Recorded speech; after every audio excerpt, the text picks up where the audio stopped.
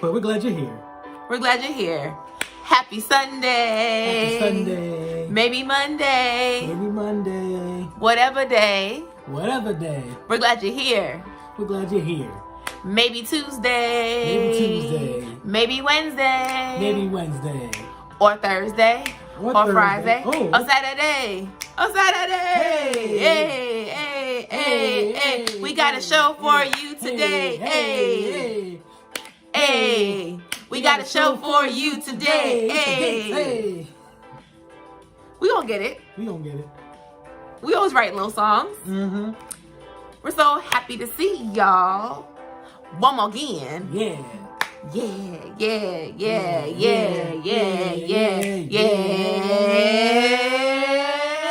We're live. Hey, we're live. Hey, we're live. Hey, we're live. Tag somebody and press the share. Hey, we're live. Tag somebody and press the share. Hey, we're live. Tag somebody and press the share. Hey, we're live. Hey, we're live. And welcome to God's Got Jokes, everybody. Welcome to it's Today with the Gates. How about that? Yes, today is with the Gates. Happy God's Got Jokes TV, y'all. We're so glad that you're here with us on another day. You can follow us at God's Got Jokes TV on Instagram. If you're watching here on YouTube, if it's your first time, we just ask that you just click that subscribe button. If you're following us and you're knowing who we are individually, I'm at Portionality. And I'm at Jamal Rich Comedy. Yeah, because I'm Portia. And I'm Jamal. And together we're God's Got Jokes TV, The Gates. Yeah. I'm into live show. It's live, yes. Yeah, Jamal's gonna get it one day. Yeah. And that's clearly not this day. So how are y'all doing today? I'm just kidding. How are y'all doing today? We're so glad that y'all are here. Just drop a comment, drop a line, let us know how you're doing. First and foremost, a moment of gratitude. We just want to say thank you to everyone who has been viewing and watching every week, whether you've been on YouTube, whether you've been on Facebook. We're just so grateful and thankful that you are here. Yes. And that you've been rocking with us. And so we had some really super fans, and we're actually taking note of our super fans, and we're gonna have like a whole super fan moment, and we're gonna do that on next week. Yes, because November is the month of Thanksgiving and gratitude and just thankfulness, kicking on with the holiday season, all of that. And so we are going to just shout out to some of our super fans and to all the wonderful people who we love, because we love y'all. Thank y'all for being here. This is what's up. Yeah. And so we got a really great show for you today. Jamal, let them know what's going on today. What kind of show we got going on? We got a good show. We got some fun stuff to talk about. We're going to talk about gates on dates. We love to date around. We're going to talk about... Around? Not around. We date around together. We date around together? Okay, I'm going to stop before I stop. I'm going to stop putting my foot in my mouth. So we're talking about gates on dates, alone, together. And we're going to talk about some headlines in the headlines. And then, our favorite, what we're watching. That's Jamal's favorite. I'm just kidding.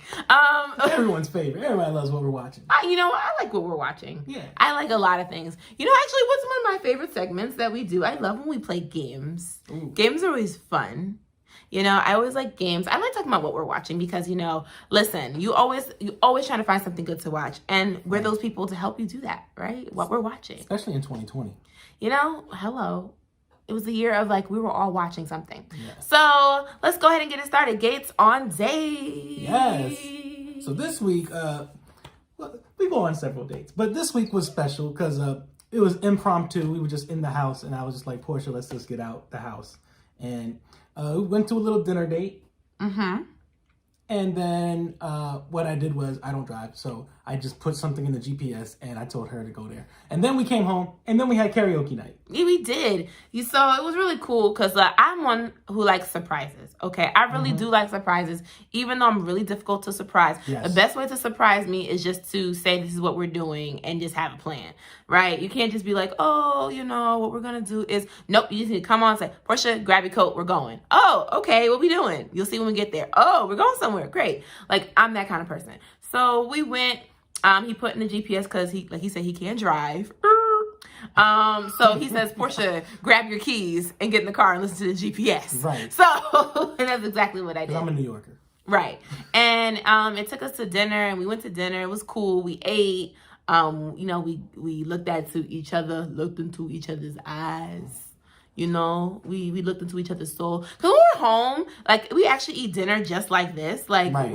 like literally just like this. Like I'm right here, he's right here, Right. and we're literally eating dinner in front of the TV. Yeah. We used to have a dining room table, but you know, we downsized and we moved into a smaller space. You know, that's what happens. It happens. But it's okay because when we get a bigger space, Speaking into existence. when we get a bigger space, we'll have all the tables we need just so we can look at each other when we dine together. So it was a lot of fun. I enjoyed myself. And then like Jamal said, we did this karaoke night.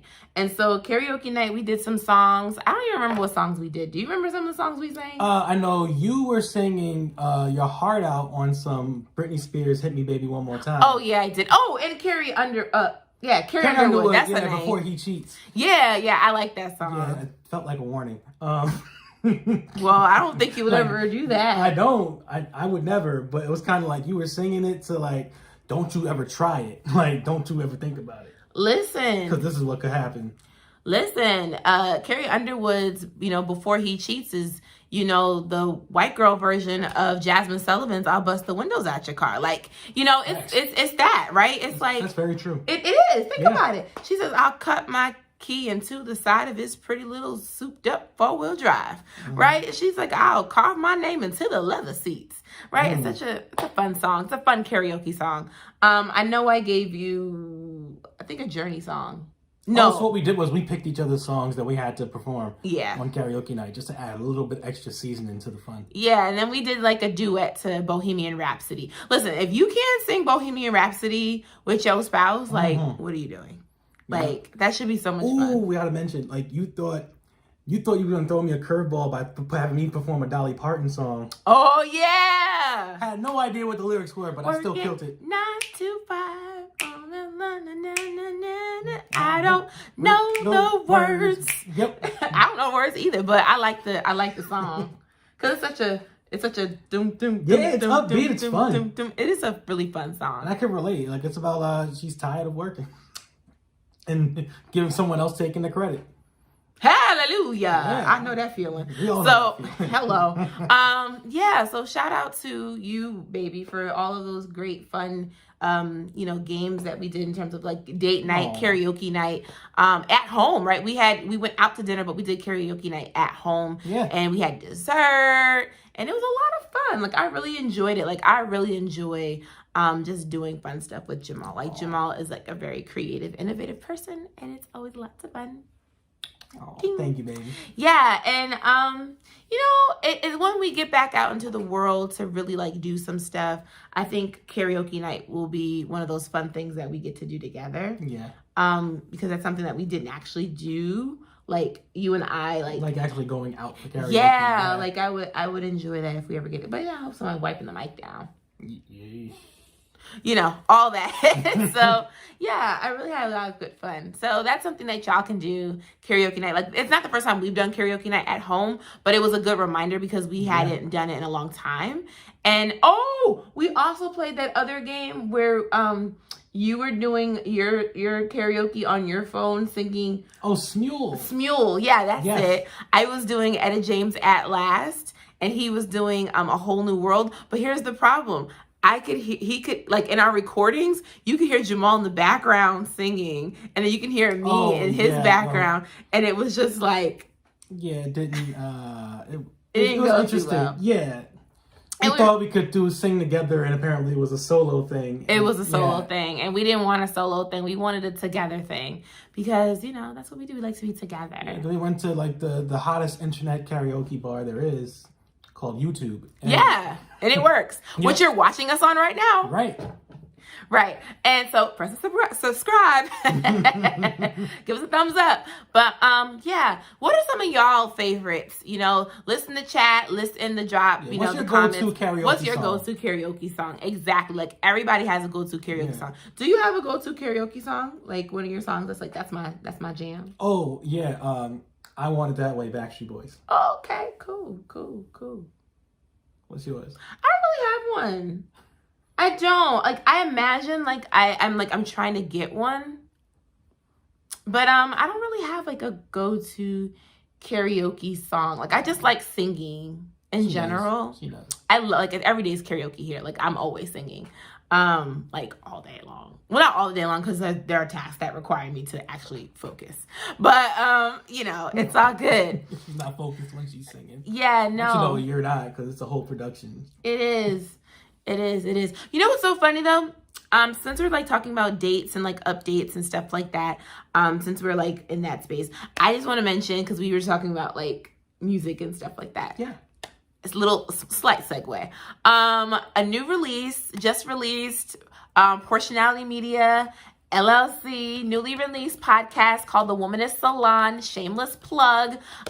When you are the executive producer of this show, and when you're the, you know, which is also under your banner of Portionality Media, because God's Got Jokes is under Portionality Media. Talk, baby.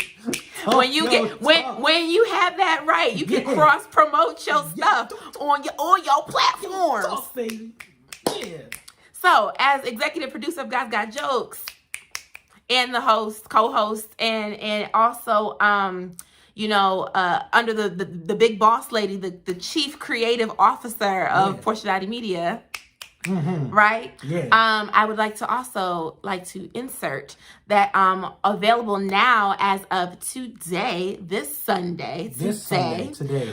You can go check out the Womanist Salon podcast, you know, wherever you get your podcast. The Womanist Salon is hosted by three incredible women, the Reverend Dr. Stacey Floyd Thomas, the Reverend Dr. Renita J. Weems, and the Reverend about to be Dr.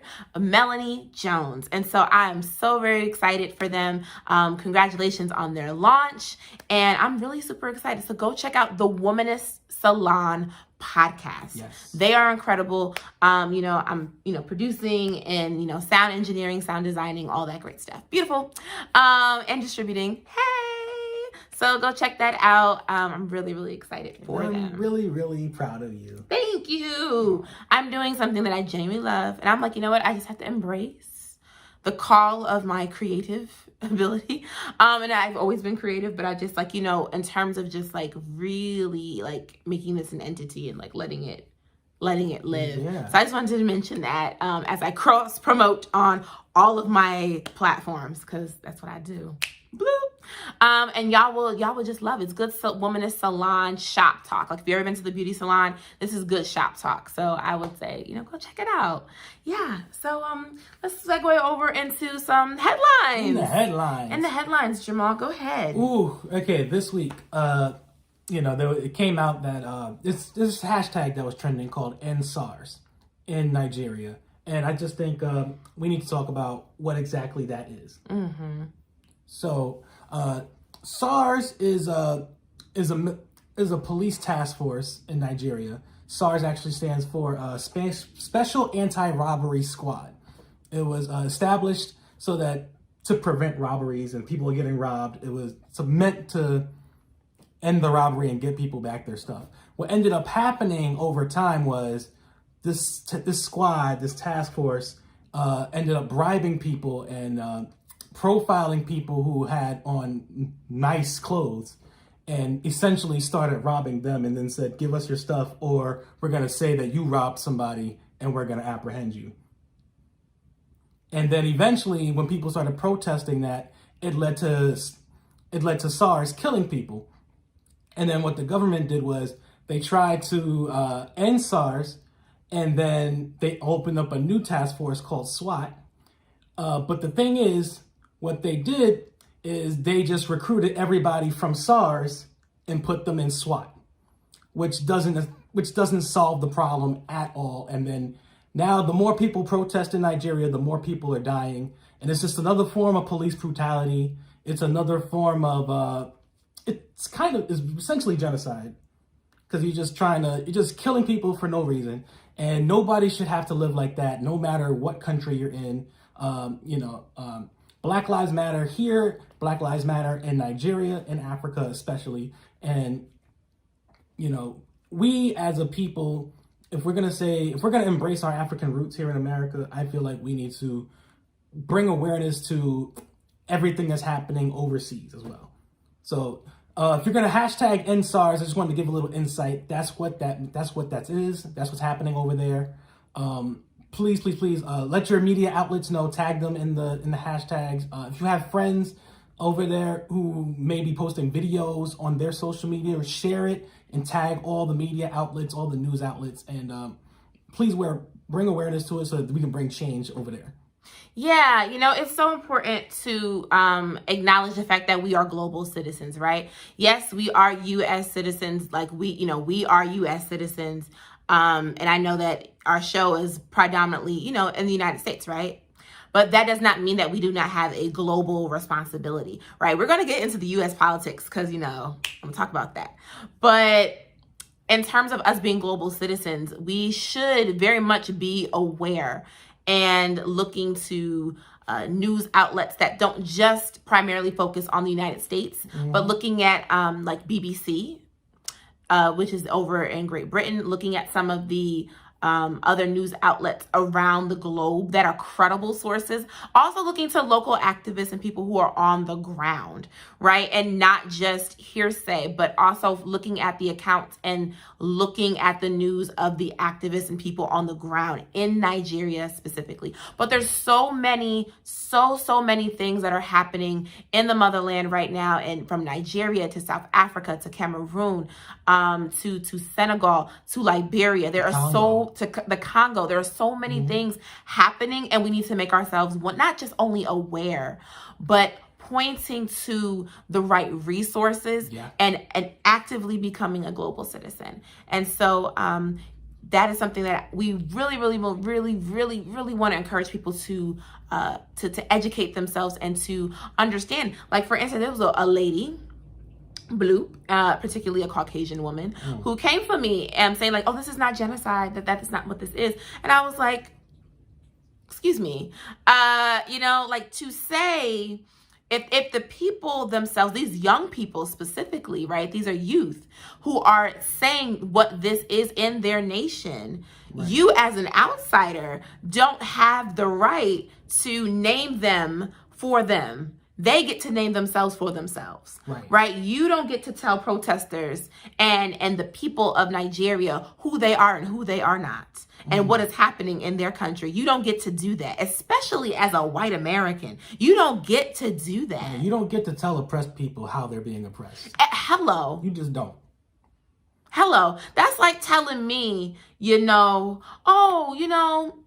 it's just as offensive as it is to hear that all lives matter, when we know that right now we're talking about Black lives. And not to say that all lives don't, but to say all lives matter to a Black Lives Matter response, it's like a discredit to what we're trying to say and what we're trying to do.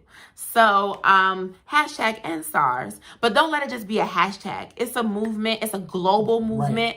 We have to understand what is happening around the world. Now, as we, take it from a global lens to a more local lens, in terms of our national lens, of course, we saw that this week was the second and final debate for the final presidential debate. And good God Almighty, let me tell you something. There's a Black woman who handled that. The moderator handled it. Okay. She handled it. There was a mute button, and it was used, not as much as I thought it should be, but it was used. That's because Black women have an internal mute button. They just give you this look, and you just feel the quickening in your spirit. Hello. Like, And to be quite honest, we noticed on both sides. Of course, we know that the president is a habitual liar, and a sociopath and a kleptomaniac. I'm going to use my words today. I'm going to act like I got Spelman and Yale degrees. Okay. Talk your talk. Okay. We going to act like it. So we have this president who is, I had all kind of words going through my head just now. Just wink at me. Yes, he is all of those things. En la basura, the trash. So, we see that there was some, I will say Joe Biden did a great job holding his own. What I did come to understand, because I listened to every word, he was saying things like, when I'm president, I will plan to, or, we will create a plan that X, Y, Z, which also says to me, Joe, you don't have a plan either. Yeah. Just like 45 doesn't have a plan. His plan is his plan is to just use words like fine and fabulous and brilliant and we're doing very good. That's his rhetoric, right? We're doing very well. It's no more. It's completely gone. It's incredible. It's amazing and totally fine. He uses these, this is his jargon, right? This is his rhetoric. Very passive.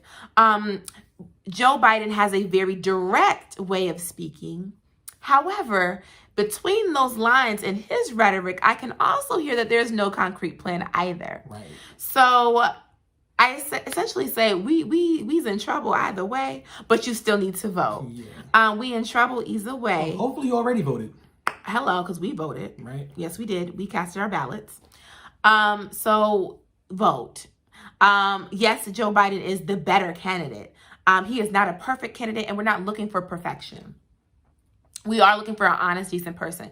I do believe that Joe Biden is an honest and decent human being. I believe he's an honest and decent candidate. I do believe that he does care about the American people. I think he did a great job with apologizing for how he has inflicted harm on the Black community by sending so many Black men, innocent Black men, to jail. Being a part of the war on drugs, being a part of the 3 strikes, being a part, which I have family members who were impacted by that, right? Yeah. My only male cousin, who is deceased, right? The only man that deceased at 24 years old, because he was in prison due to an asthma. He was in prison due to being in a stolen car. He had prior charges before, and just because he was at the wrong place at the wrong time, he didn't necessarily steal the vehicle, but that's where he was, and he passed in prison because the guards did not believe him that he was having an asthma attack. And he lost his life at 24 because they did not believe him and give him the adequate health care that he needs. So when people ask me, when I fight for, I won't even say prison reform anymore. I would say an eradication of the prison industrial complex altogether, an abolition, of what we understand to be the prison system. It is very deeply personal to me because I have family members and loved ones who have been incarcerated. And Joe Biden was a big part of that, along with Bill Clinton and Hillary, right? Along with so many people in the late 80s, early 90s, mid 90s. And we see the breadth of all of that, right? And what it has caused and the impact it has left on our communities, people not being able to get jobs, returning citizens not being able to get adequate employment, not having access to health insurance, right?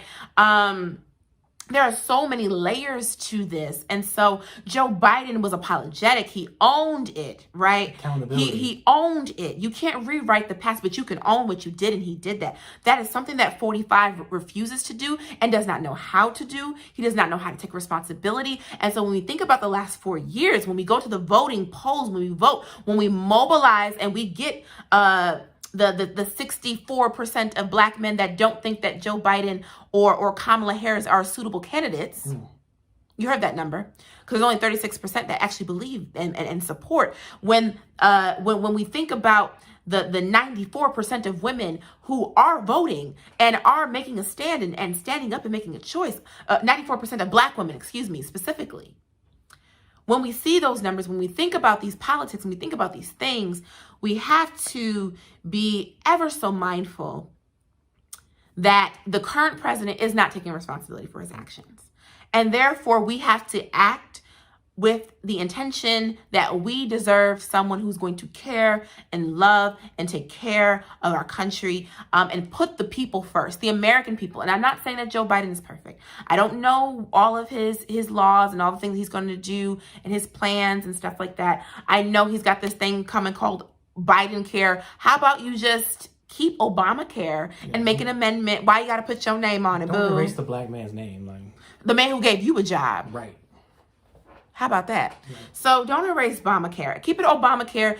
Make an amendment. Have the Biden clause to the Obamacare Act. That's all you got to do. The Biden clause.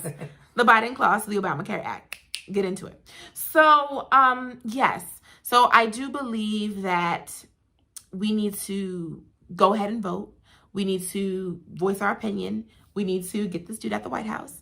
And yeah, that's really where I'm at. What do you think, Jamal?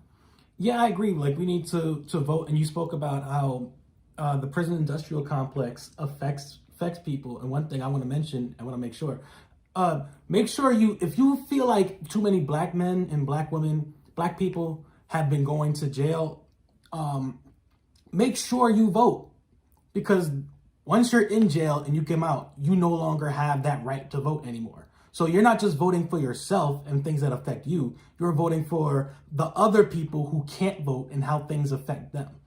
Yes. So if you want job reform, if you want prison reform, you have to vote for the people who are currently in prison, who have been to prison and can't vote for these changes themselves. You don't know, or for the disabled who can't vote, the people who are not in the right mind to vote. So make sure you do that, not just for yourself, but for your family, for your communities, and for your people. I said what I said. Do it for your people, right? Do it for yourself. Do it for your kids. Do it for your grandkids. Do it for your people. Do it for the generation not even yet born, right? This small seed is literally can change the trajectory of the world and our country as we know it. So we're getting ready to wrap. We were supposed to get to what we're watching today, but guess what? The good news is next week is the first Sunday, which means it's all about what we're watching. Yeah, so we got plenty of time. Plenty of time. We're going to come back next week, and we're going to give you the updates on what we think about Lovecraft Country as the season finale had wrapped up, and we've got thoughts on that. We're going to talk about Bad Hair, a film that's on Hulu, and we're even going to talk about what? Ooh, this Tuesday is the season premiere of This Is Us. Yes, and it's a 2-hour special. So we're really going to get into it, and we're super excited. So there's so much about what we're watching. And so, yeah, we're really, really excited to talk about that. Thank you for watching with us today. Make sure you please subscribe. Make sure you press some hearts, give us some likes, give us a thumbs up, however you're watching. Follow us over at God's Got Jokes TV on Instagram. And yeah, and if you ever have a question, comment, concern, anything you want to say to us or a topic, feel free to email us at godsgotjokestv@gmail.com. We are so very excited to hear from you and to participate with you and all that great stuff. Yep. Follow us individually. I'm at Jamal Rich Comedy. And I'm at Portionality. We'll see you guys next week.